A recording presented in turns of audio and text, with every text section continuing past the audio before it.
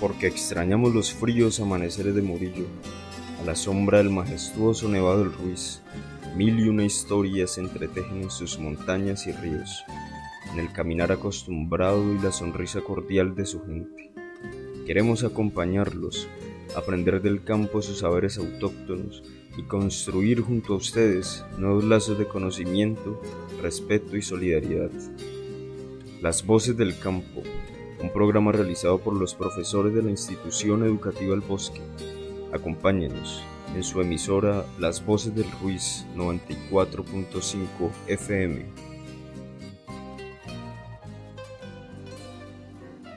Las Voces del Campo, un programa de entretenimiento cultural, porque ninguna distancia ni contingencia podrá detener el progreso de nuestra región. Las Voces del Campo.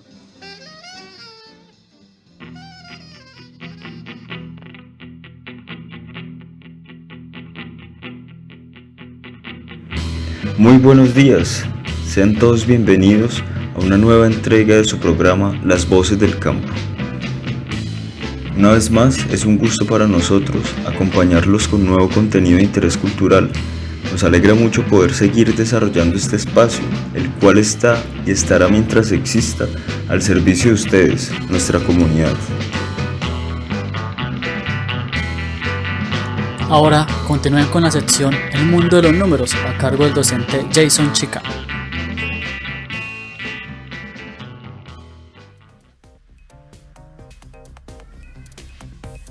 Sean nuevamente bienvenidos a esta su sección El Mundo de los Números. Les habla Jason Chica, licenciado en Matemáticas y docente de la Institución Educativa El Bosque en la sede de La Esperanza. El día de hoy continuaremos viajando en el tiempo y conociendo el desarrollo matemático que tuvieron diversas culturas. Nuestro recorrido nos lleva a México para hablar de los aztecas. Esta gran civilización empleaba una aritmética propia para medir y anotar las parcelas de tierra, representando las fracciones matemáticas mediante dibujos de corazones, manos y flechas. Utilizaban métodos precisos para evaluar las fincas, muy parecidos a los que emplean los gobiernos actuales para tasar las parcelas y grabarlas con impuestos según su valor. Los aztecas desarrollaron un sistema de numeración propio. El sistema numérico empleado era de base vigesimal, es decir, contaban por ventenas. Los números del 1 al 19 se representaban con un punto. El 5 solía representarse con una mano. El 20 era representado con una bandera. Esta se repetía para representar cantidades mayores. El 400 se representaba con una pluma y el 8000 con una bolsa o costal. Obtenían diferentes cifras agrupando o combinando puntos, rayas, banderas o bolsas. La civilización azteca desarrolló precisos conocimientos astronómicos cuyos resultados más importantes fueron dos calendarios, uno ritual y otro solar. El calendario ritual o religioso era utilizado por los sacerdotes y tenía 260 días. El calendario solar estaba dividido en 18 meses de 20 días cada uno. Abarcaba 360 días, más 5 días sagrados en los que no se podía hacer nada. El destino de los hombres estaba rigurosamente señalado en el calendario. Entre los aztecas, los augurios y los horóscopos alcanzaron un gran desarrollo, en parte gracias a su dominio de las matemáticas. Al analizar ejemplos de terrenos cuadrilaterales y con la hipótesis de que las áreas registradas son resultados de los cálculos indígenas, los investigadores hallaron que el 60% de los valores de las áreas pueden ser reproducidas exactamente a través de cómputos. El estudio de las dimensiones de los terrenos agrícolas de los aztecas desenreda algunos misterios de los cálculos de la aritmética que realizaban, mostrando, por ejemplo, que los cómputos con fracciones indígenas eran semejantes a nuestros mecanismos modernos para convertir minutos en horas, pulgadas en pies, entre otros. La recopilación más completa que existe de escritos indígenas pertenece a la aritmética de origen azteca. Ellos usaban las operaciones matemáticas de adición, sustracción, multiplicación y división. Pero como en casi todas las sociedades antiguas, podían hacer todo lo que necesitaban solo con esas 4 operaciones. No necesitaban calcular, por ejemplo, raíces cuadradas ni desarrollar operaciones aún más complejas. El Imperio Azteca dominó una gran parte de Mesoamérica por cerca de un siglo hasta la llegada de los españoles, y su capital, Tenochtitlán, con pirámides escaladas y una arquitectura ostentosa, era más grande que cualquier ciudad europea de esa era. Esto implica que tenían gran dominio de las matemáticas para lograr consolidar los avances arquitectónicos nada menores. De esta manera, podemos ver que los aztecas dimensionaron las matemáticas dentro de los procesos de su civilización, lo cual les permitió ser una cultura avanzada que logró concebir una idea de calendario, sistemas de numeración, fracciones, medición de terrenos, cálculo de áreas y manejo de los impuestos. Por último, es importante resaltar que los aztecas empleaban los números de una manera muy intuitiva. Si querían indicar 100 igual a 5 por 20 hombres, lo que hacían era representar 5 banderas encima de un hombre. Esto ha sido todo por hoy en esta su sección El Mundo de los Números, pero no olviden que la próxima semana estaremos nuevamente en sintonía y compartiendo los avances matemáticos más destacados de los incas. No te lo puedes perder. Hasta la próxima.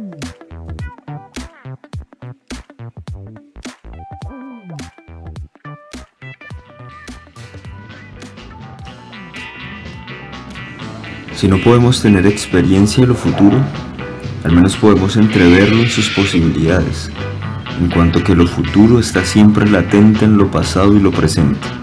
Eusebio Colomer. La mejor manera de descubrir nuevas y mejores formas de entender y construir la sociedad del futuro es conocer nuestro pasado, recordando a Clio.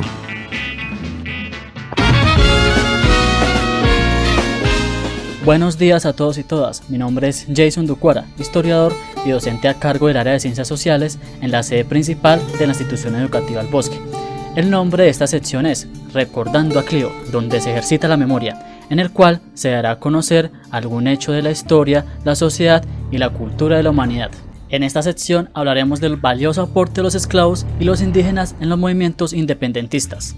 En un primer momento, podemos decir que los esclavos originarios de África, desde su llegada intentaron buscar la libertad, haciendo uso de las herramientas que tenían a su alcance. Por ejemplo, emprendiendo fugas, forjaron pueblos y aldeas llamadas palenques, fundando sus propias repúblicas cimarronas, como lo fue el primer pueblo libre de América, conocido como San Basilio de Palenque, el cual en la actualidad conserva algunas de las tradiciones culturales y el lenguaje africano, tanto que fue declarado por la UNESCO como Patrimonio Cultural Inmaterial de la Humanidad. Los negros, herederos de un sentimiento libertario que se gestó desde el momento mismo de su captura y que se transmitía de padres a hijos por generaciones, desempeñaron un papel fundamental en el proceso de la creación de estas repúblicas. Es así como en algunas regiones del país, como en el Caribe, específicamente en Cartagena, la actitud del gremio de artesanos negros y mulatos influyó decididamente para que en 1812 se declarara la independencia absoluta de la ciudad frente a España, y en la Constitución del mismo año se prohibiera la esclavitud y se creara un fondo de manutención para liberarlos gradualmente. Por otro lado, el propio Bolívar buscó la ayuda del negro Petión en Haití, que se había independizado años antes, quien lo ayudó con hombres, armas y pertrechos, con la única promesa de declarar la abolición de la esclavitud en los territorios que se fueran emancipando, promesa que cumplió en parte, pero no sería hasta el año 1851 cuando se declaró la manumisión de los esclavos, es decir, 21 años después de la muerte de Bolívar. Asimismo, Bolívar decidió más adelante no entablar relaciones diplomáticas con dicho país, por el supuesto que espías haitianos estaban promoviendo una sublevación racial en la Nueva Granada, algo ilógico. Estas son solo una muestra de la actitud de las élites frente al negro en la construcción de la república. El ejército libertador buscó por medio del convencimiento atraer a la población negra, pero cuando no lo pudo hacer por medios pacíficos, recurrió a la esclavitud que pervivía aún en la gesta supuestamente libertadora. Es así como se reclutan 5.000 esclavos del Cauca, Antioquia y el Chocó, con la debida indemnización económica para sus dueños. Eso sí, actitud que también tendría el ejército realista, es decir, que en contiendas estos eran obligados a batirse contra los de su misma etnia. Lo cierto es que mucho antes los negros habían buscado su libertad en una patria que aún mantiene formas de esclavismo disfrazada de pobreza, miseria y abandono estatal. Buscaron a toda costa la libertad. ¿Para quién? Pues para sí mismos, haciéndole frente a unas élites que los discrimina constantemente. Recordando a Clio. donde se ejercita la memoria.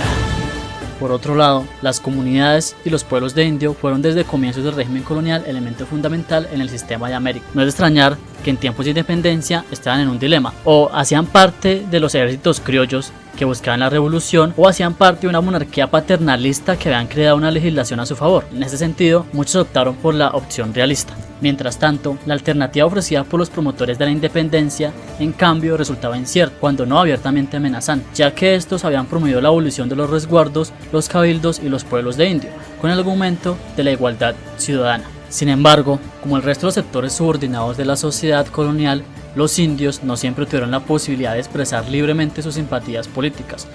Forzados por las circunstancias, la influencia de los curas, corregidores, en más de una ocasión fueron inducidos o obligados a respaldar con alimentos, ropas, alojamiento u hombres a las tropas que ocasionalmente ocupaban su territorio. En la región andina, cuya población indígena era mucho más numerosa, la mayoría de los pueblos de indios se declararon adictos a la causa del rey, sobre todo en Cundinamarca y Boyacá. En este sentido, desde 1809 y hasta 1823, los pastuzos, con el apoyo entusiasta de los 21 pueblos de indios que moraban alrededor de la ciudad, constituyeron el bastón realista más obstinado.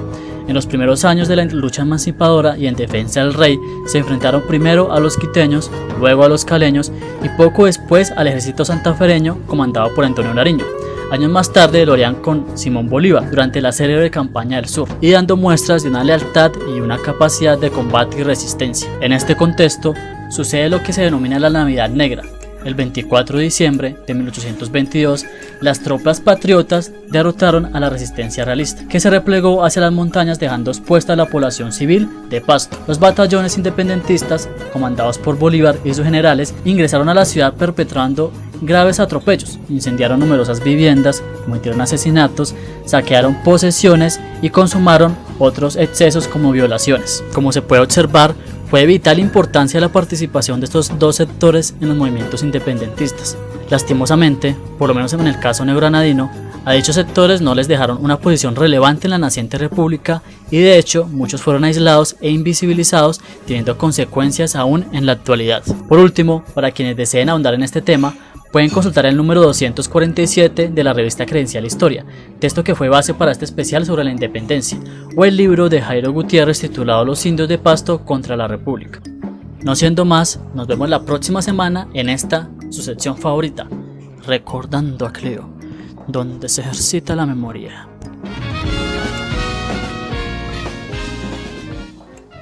Las voces del campo, un programa de entretenimiento cultural, porque ninguna distancia ni contingencia podrá detener el progreso de nuestra región. Las voces del campo.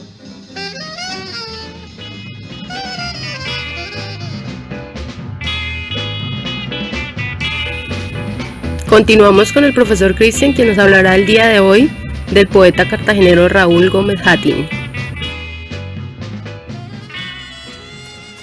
Conjuro, los habitantes de mi aldea dicen que soy un hombre despreciable y peligroso y no andan muy equivocados.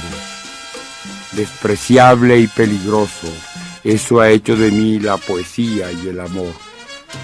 Señores habitantes, tranquilos, que solo a mí suelo hacer daño.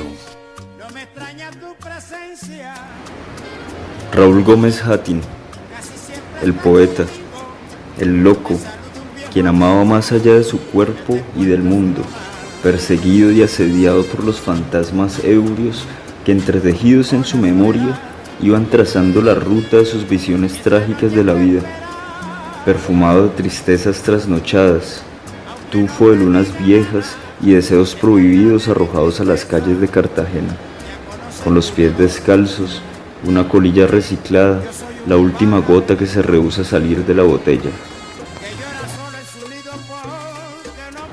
Nació el 31 de mayo de 1945 en Cartagena, pues su madre tuvo que ser trasladada desde Cereté, su verdadero hogar, aldea y suplicio, por falta de hospitales. En su tiempo, la violencia política y el moralismo fueron revivificando las pasadas prohibiciones y prejuicios que serían el paisaje desolador en el que su poesía ilimitada e inicua, fue creciendo con gran ímpetu y una melancolía tan profunda como irrefrenable. El infierno son los otros, cuando saben que viviste entre ellos, a pesar de que no tenías su entraña y tu tiempo era trascendente y bello, se preguntan qué llevabas en tu pecho, tan callado, tan serio, tan verdadero, cuando parecías no existir para la vida. Esos libros los perturban, los asedian. ¿Por qué los nombras tan oscuros? ¿Por qué no figuran como héroes? Cuando saben que viviste entre ellos, tal vez se preguntan, ¿por qué no lo matamos cuando aún no era conocido? ¿Por qué? Tal vez digan, ¿qué hace tu miseria, tu tristeza como símbolo de un pueblo? Nunca es tarde para hablar de ellos, para recordarles que tú no eras el tonto, para revivir algo que el arte siempre le ha tenido a la bruta vida: odio.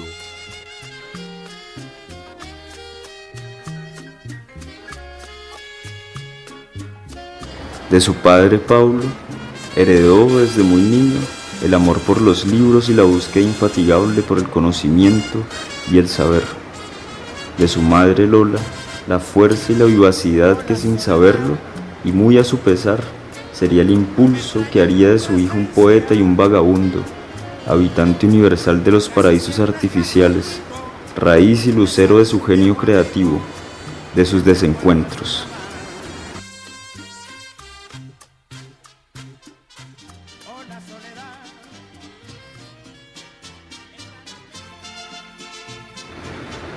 Desencuentros. Ah, desdichados padres, cuánto desengaño trajo a su noble vejez el hijo menor, el más inteligente, en vez de abogado respetable, marihuano conocido, en vez del esposo amante, un solterón precavido, en vez de hijos, unos menesterosos poemas. Qué pecado tremendo está purgando ese honrado par de viejos, innombrable. Lo cierto es que el padre le habló en su niñez de libertad, de que Balzac era un hombre notable, de la canción de la vida profunda, sin darse cuenta de lo que estaba cometiendo.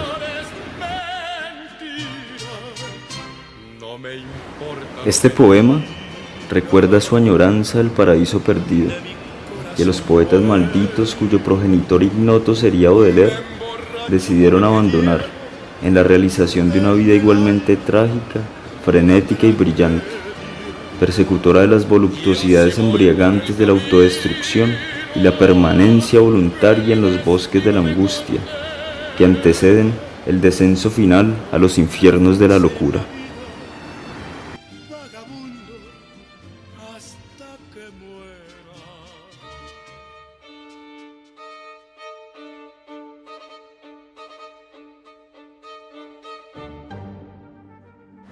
Bendición, Charles Baudelaire.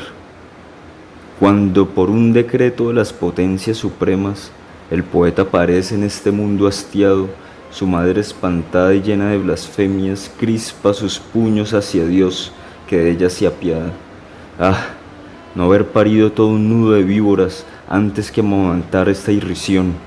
Maldita sea la noche de placeres efímeros en que mi vientre concibió mi expiación, puesto que tú me has escogido entre todas las mujeres para ser el asco de mi triste marido, y como yo no puedo arrojar a las llamas como una esquela de amor este monstruo esmirriado, yo haré rebotar tu odio que me agobia sobre el instrumento maldito de tus perversidades, y he de retorcer también este árbol miserable que no podrán retoñar sus brotes apestados. Ella vuelve a tragar la espuma de su odio y,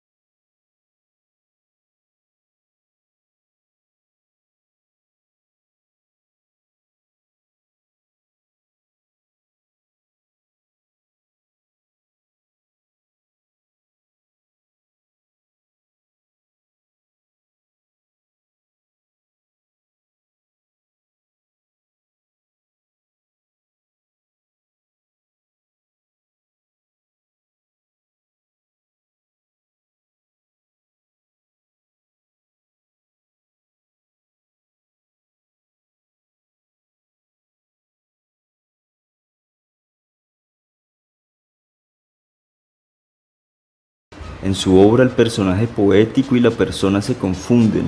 Se podría decir que su vida fue un tributo a su interpretación, a su lectura de sí mismo. Vivió persiguiendo su imagen, sus hazañas escritas y cantadas tantas veces en los azares de una realidad que se venía abajo entre el acoso, el rechazo y el desprecio. Más que poeta, fue un poema que se fue escribiendo en la mendicidad, las drogas, la suciedad y los deseos prohibidos, desbordados de un espíritu esquizofrénico que añora la soledad y la tranquilidad de lo absoluto.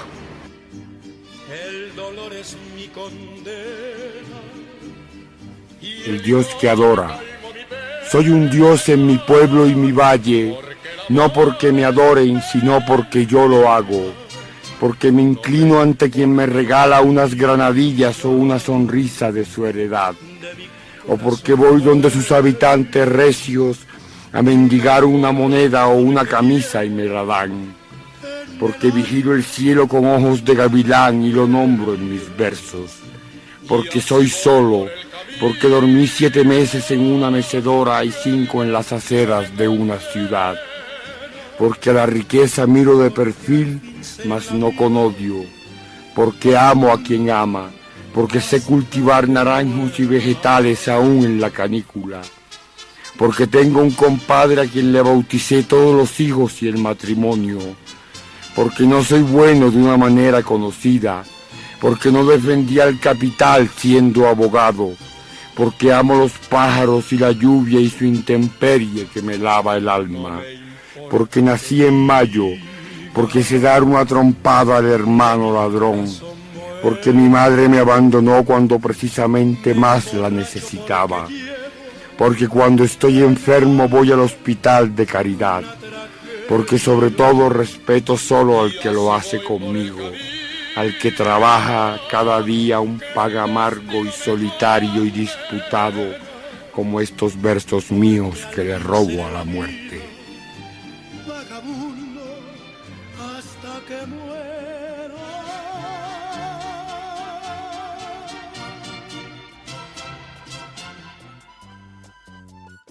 Oye, mi amor.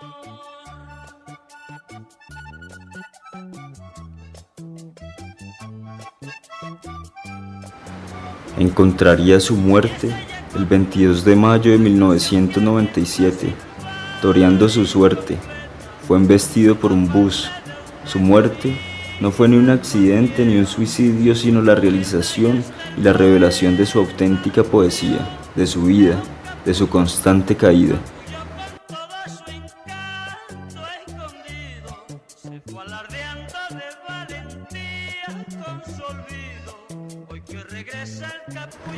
Finalmente, y en honor a una vida transcurrida con el frenesí de un loco que amó y sufrió lo indecible, en la sensualidad y en el vértigo, Canción de una vida profunda, de Porfirio Barba-Jacob.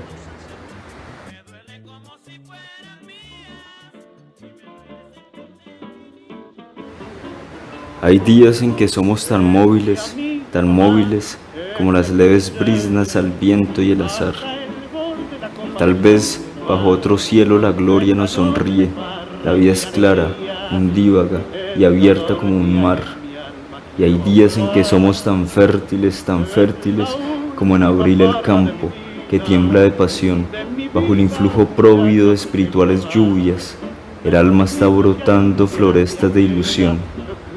Y hay días en que somos tan sórdidos como la entraña oscura de oscuro pedernal.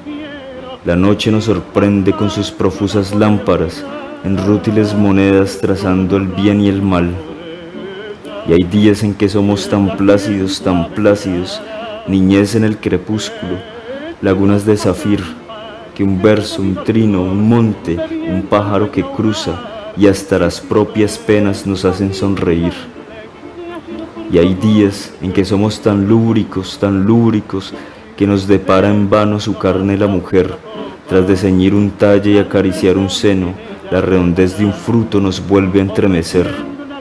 Y hay días en que somos tan lúgubres como las noches lúgubres el llanto del pinar. El alma gime entonces bajo el dolor del mundo ¿Y acaso ni Dios mismo nos puede consolar?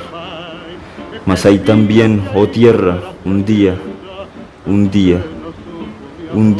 en que levamos anclas para jamás volver, un día en que discurren vientos ineluctables, un día en que ya nadie nos puede retener.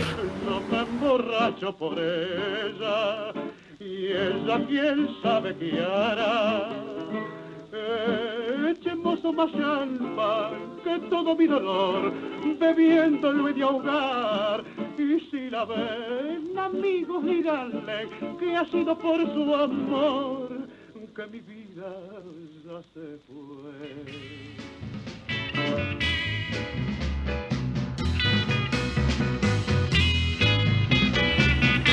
Cuando experimentamos una película, nos preparamos conscientemente para la ilusión, dejando a un lado la inteligencia y el intelecto. Le hacemos un lugar en nuestra imaginación. La secuencia de imágenes juega directamente con nuestras emociones. La música funciona de la misma manera.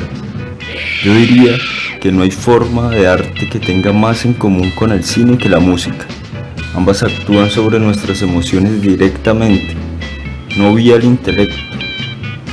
Y el cine es principalmente ritmo, es inhalación y exhalación en secuencia continua. Desde la infancia, la música ha sido una gran fuente de recreación y estimulación, y frecuentemente experimento una película o una obra de teatro musicalmente. Ingmar Bergman. Ha llegado el momento de nuestra sección Imágenes en Movimiento, a cargo del profesor Rafael Andrés Quijano.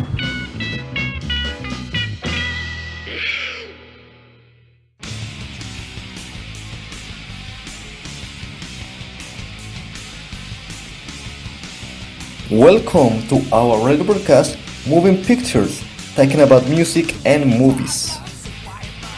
Bienvenidos a nuestra sección Imágenes en Movimiento, donde siempre hablamos de música y de cine. Today, we are talking about Napster, the first file-sharing computer service created by American college students, and also the golden age of horror movies. El día de hoy hablaremos acerca de Napster, el primer servicio que fue creado para compartir música en computadores, y también hablaremos acerca de la era dorada del cine del terror, que fue entre los 1920 y 1930. Actualmente, la mayoría de las personas usan aplicaciones de computador o de celular para descargar y para escuchar música.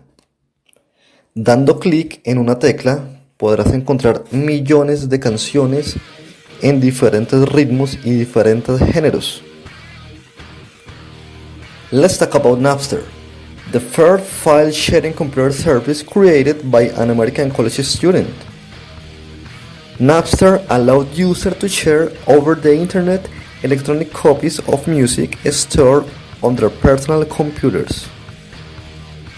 Napster fue el primer servicio creado por un estudiante americano. Él fue Sean Fanning. Consistía en intercambiar música entre los usuarios de un computador a otro. The file sharing resulted in a set in motion a legal battle over digital copyright piracy. Pero el compartir estas canciones terminó en una batalla legal donde acusaron a Napster de piratería y de uso indebido de los derechos de autor de las canciones y de los álbumes. The arrival of Napster in 1999 marked the emergence sharing of music over the internet. In 2001, there were more than 1.5 million people simultaneously sharing files worldwide by using Napster software. La llegada de Napster en 1999 marcó el camino para compartir música a través de Internet. En el año 2001 había más de 1,5 millones de personas compartiendo simultáneamente canciones alrededor del mundo usando Napster. But the Recording Industry Association of America was not happy with this idea. and the heavy metal band Metallica discovered a demo of their song I Disappear had been circulating across the network before it was released. They affirmed that Napster was hurting the sales of the record industry. Pero la Asociación de Casas Disqueras en América o en Estados Unidos no estaban muy contentos con esta idea.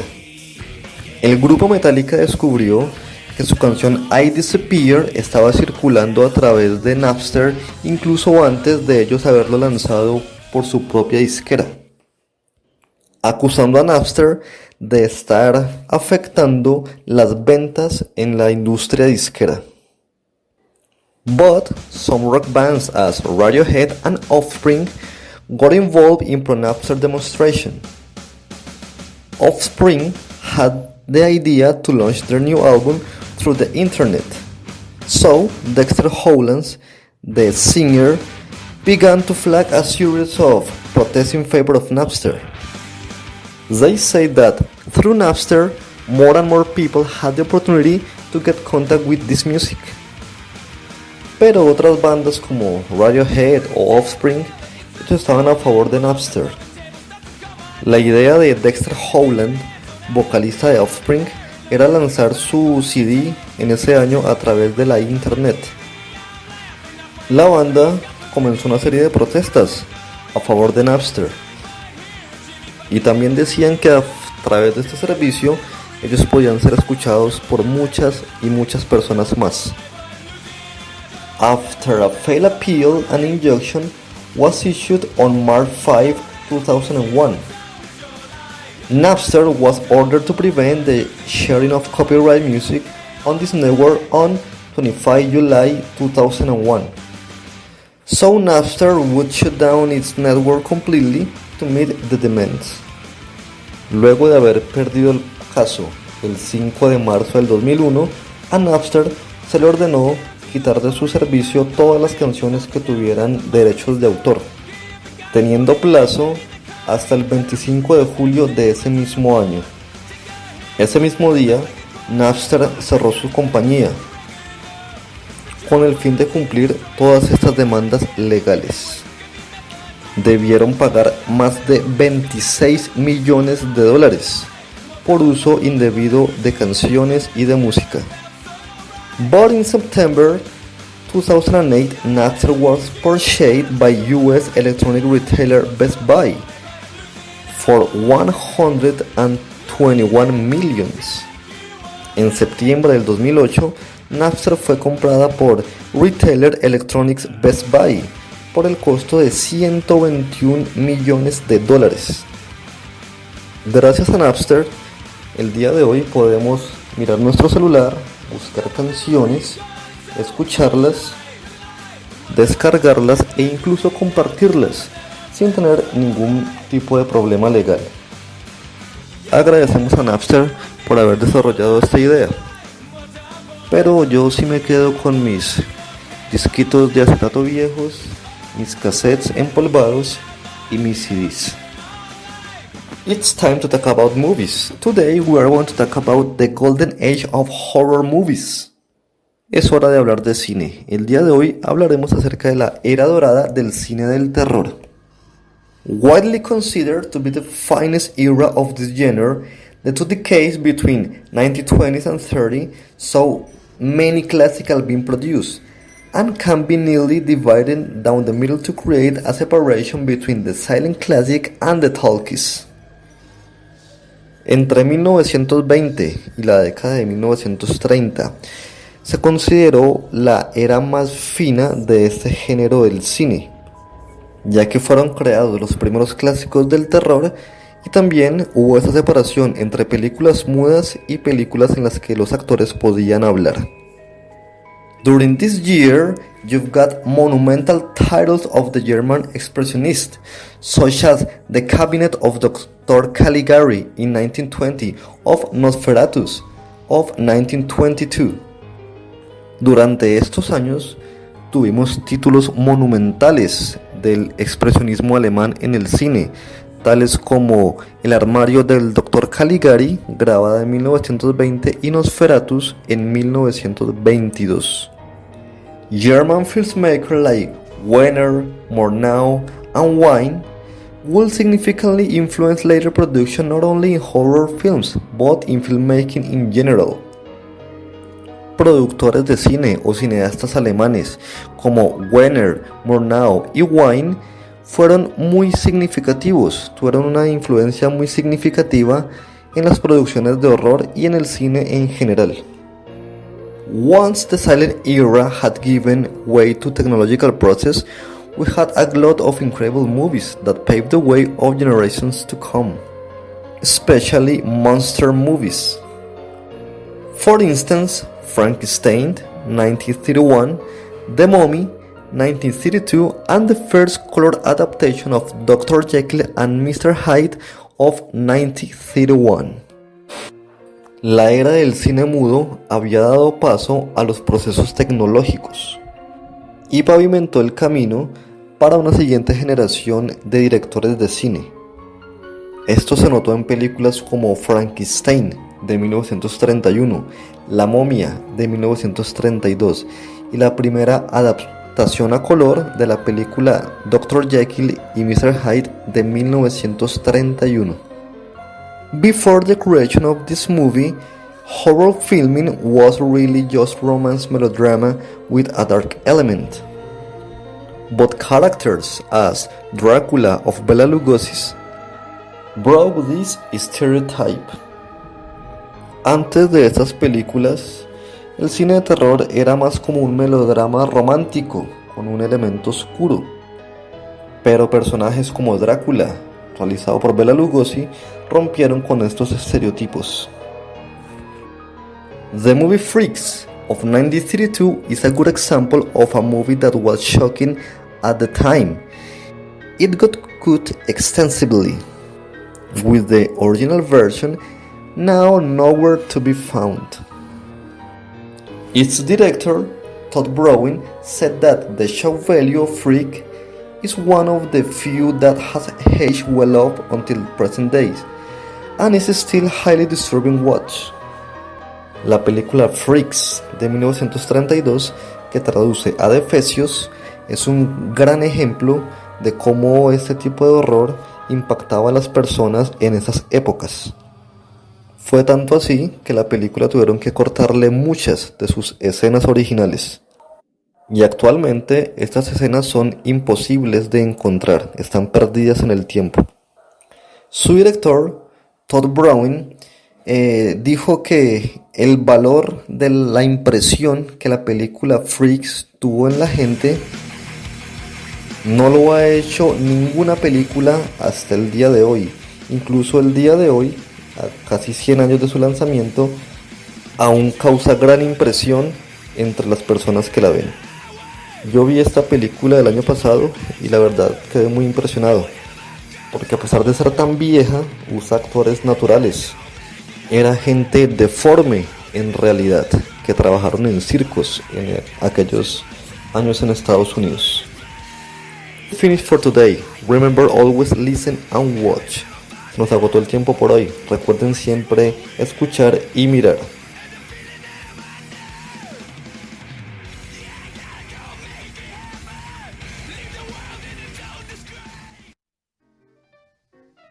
Las voces del campo. Un programa de entretenimiento cultural, porque ninguna distancia ni contingencia podrá detener el progreso de nuestra región. Las voces del campo.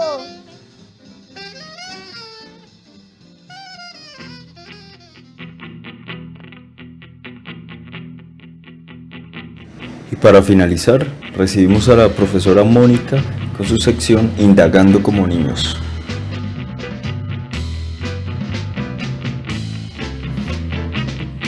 Buenos días radioescuchas, bienvenidos a la sección Indagando como niños sobre ciencia y tecnología. Hoy hablaremos sobre los fenómenos naturales. La Tierra es un planeta que está influenciado por las fuerzas gravitacionales del Sol y de los otros planetas que se encuentran en órbita en el sistema solar.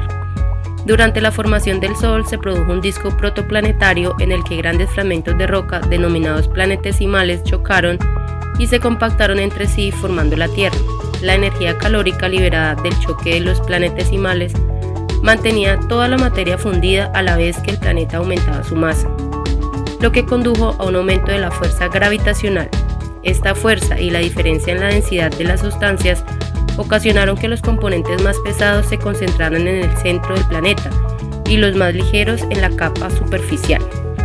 Al interior de la Tierra, por debajo de lo que se conoce como litosfera, las altas temperaturas del núcleo, la mesósfera y la astenosfera han mantenido la materia fundida en una dinámica interna constante en la que el magma circula mediante movimientos ascendentes y descendentes entre el núcleo y la litosfera.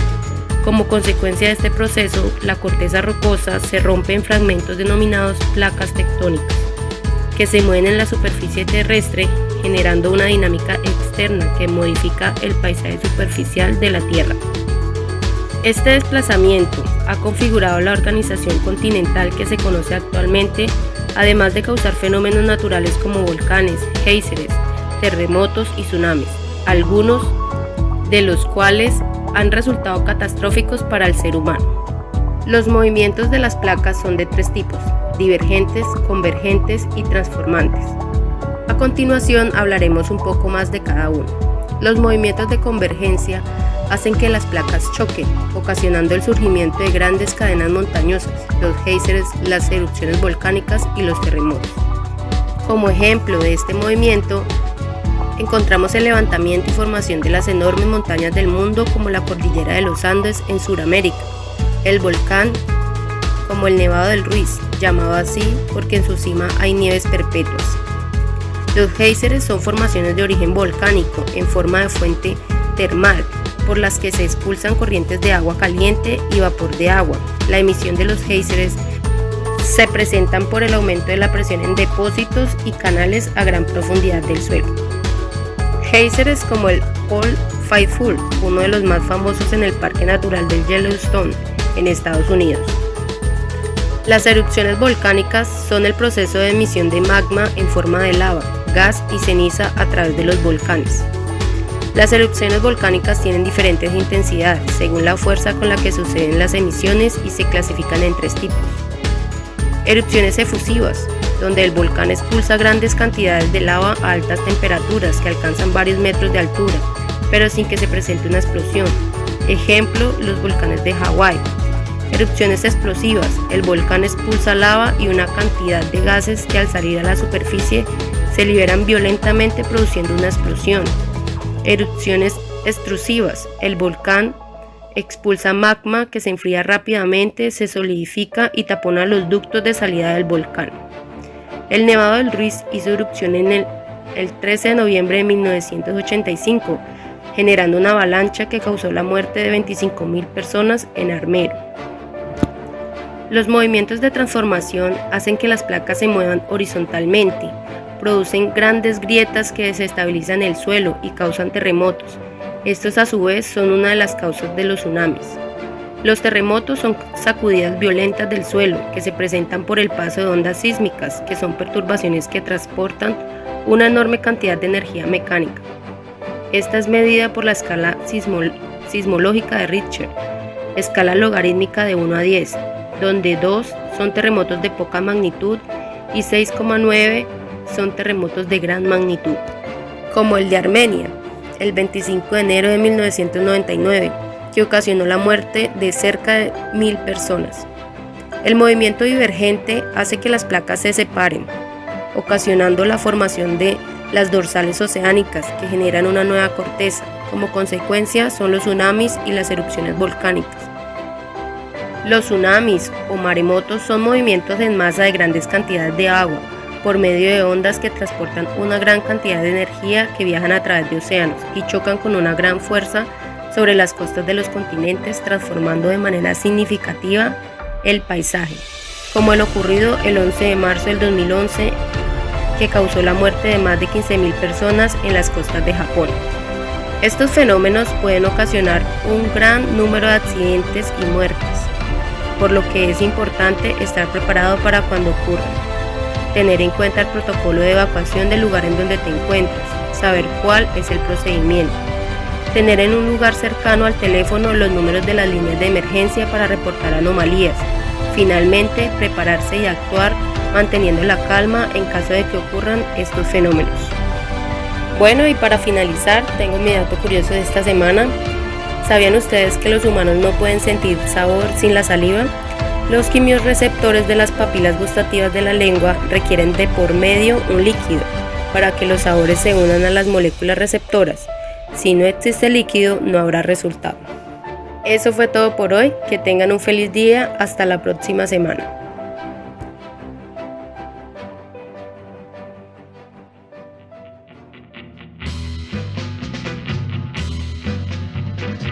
Y esto ha sido todo por hoy. Nos dejamos con El aplastamiento de las gotas, un brevísimo y hermosísimo texto leído por su mismo autor, Julio Cortázar, en el cual logra darle voluntad y personalidad propias a algo en apariencia inanimado, la lluvia, el aguacero. Yo no sé, mira, es terrible como llueve. Llueve todo el tiempo, afuera tupido y gris, aquí contra el balcón con goterones cuajados y duros que hacen plaf y se aplastan como bofetadas uno detrás de otro. ¡Qué hastío! Ahora aparece una gotita en lo alto del marco de la ventana. Se queda temblequeando contra el cielo que la triza en mil brillos apagados. Va creciendo y se tambalea, ya va a caer y no se cae, todavía no se cae. Está prendida con todas las uñas, no quiere caerse, y se la ve que se agarra con los dientes mientras le crece la barriga. Ya es una gotaza que cuelga majestuosa y de pronto supa y va, plaf, deshecha, nada, una viscosidad en el mármol. Pero las hay que se suicidan y se entregan enseguida, brotan en el marco y ahí mismo se tiran. Me parece ver la vibración del salto, sus piernitas desprendiéndose y el grito que las emborracha en esa nada del caer y aniquilarse. Tristes gotas, redondas, inocentes gotas. Adiós, gotas, adiós. Ha llegado el momento de la despedida, pero esto es apenas el inicio. Cada 8 días estaremos acá presentes con nuevo contenido de entretenimiento cultural. Las voces del campo.